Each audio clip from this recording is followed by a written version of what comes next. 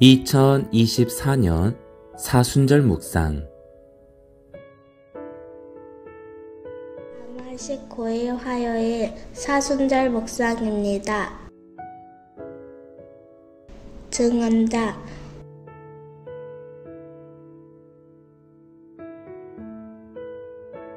사도행전 2장 22절 말씀 아멘. 이스라엘 사람들아 이 말을 들으라. 너희도 아는 바와 같이 하나님께서 나사렛 예수로 큰 권능과 기사와 표적을 너희 가운데서 베푸사 너희 앞에서 그의 증언을 하셨느니라.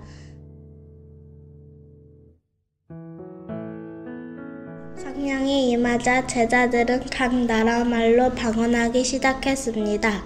각 나라로부터 온 사람들이 성령 받은 이가 자기 나라 말을 하는 것을 듣고 놀라워합니다. 방언을 통해 예수 그리스도 사건을 듣고 무슨 일이 있었는지 궁금해합니다. 생각지도 못한 방식이었습니다. 방언을 듣고 다른 편에서는 술에 취했다며 빈정거리기도 했습니다. 그들에겐 그저 웅성거리는 소리요 말도 되지 않는 소리입니다. 하나님의 영에 사로잡혀 전해진 증언이 낯설고 불편했을지도 모르겠습니다. 낯설어하고 불편해하는 이들에게 베드로가 증언합니다. 여러분이 어떻게 느끼든 하나님께서 오래전 예언자를 통해 약속하신 거룩한 영이 부어졌으며 하나님의 구원 역사가 시작되었습니다. 예수 이름을 부르는 이는 구원을 얻을 것이고 우리는 이 모든 사건의 증인입니다.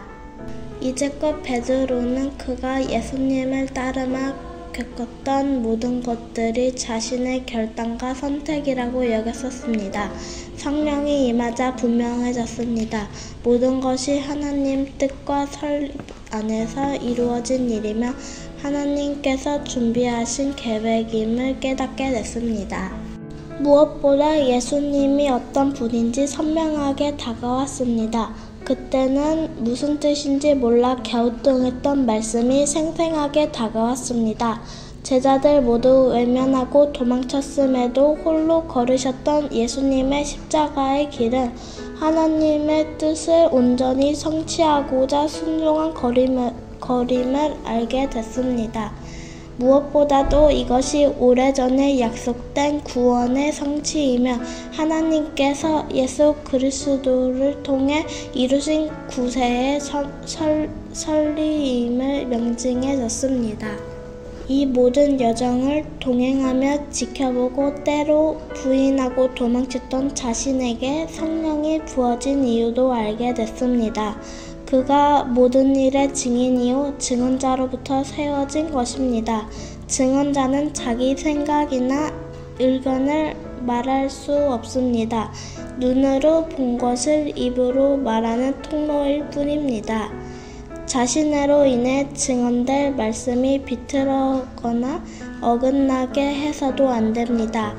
이제 말하는 이는 베드로 자신이 아니라 예수 그리스도를 통해 역사하신 하나님이기 때문입니다.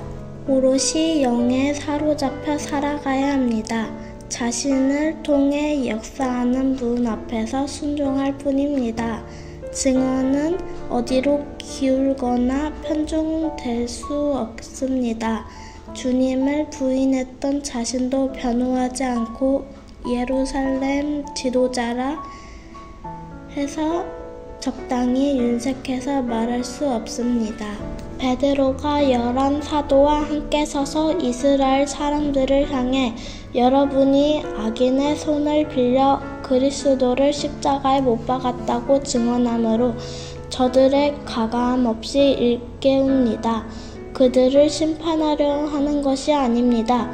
도리어 하나님께서 예수를 살리셔서 우리 모두를 구원하려는 참된 목적이 있음을 일러주고 그들도 이 구원에 속하게 하려는 것입니다. 증언자는 자기 뜻대로 살 수 없습니다. 성령이 그를 끌고 다닙니다. 증언자에게 담긴 말씀이 그의 삶을 몰아갑니다. 젊어서는 스스로 띠뛰고 원하는 곳으로 다녔으나 늙어서는 내 팔을 벌리리니 남이 내게 띠띠우고 원하지 않는 곳으로 데려가리라. 주님 말씀이 이루어집니다. 자기가 없어지고 예수로 채워지니 그제야 바라던 대로 제자가 됩니다. 믿음의 여정은 자기가 생각하고 원하는 대로 살아가던 삶이 그분의 뜻에 따라 부르심에 순종하는 삶으로 옮겨가는 것입니다. 이 여정을 오래전부터 하나님께서 계획하셨고 이끌고 계심을 걸음 가운데 점차 느끼는 것입니다. 나를 주장할 바는 없어지고 예수로 선명해지는 은혜를 맛보는 것입니다. 함께 기도드리겠습니다. 주님, 언제쯤이면 제 생각은 줄어들고 주님의 음성이 생생해져서 제가 주님의 통로가 되고 증언자가 될까요? 아는 척하지만 넘어지기 일쑤고 당신을 따른다고 하지만 제 의지가 감춰있는 경우가 허다합니다. 성령께서 제게 임하시길 청합니다. 주님의 선연한 뜻과 지향에 제가 오롯이 사로잡히도록 도와주십시오. 예수님의 이름으로 기도드렸습니다. 아멘.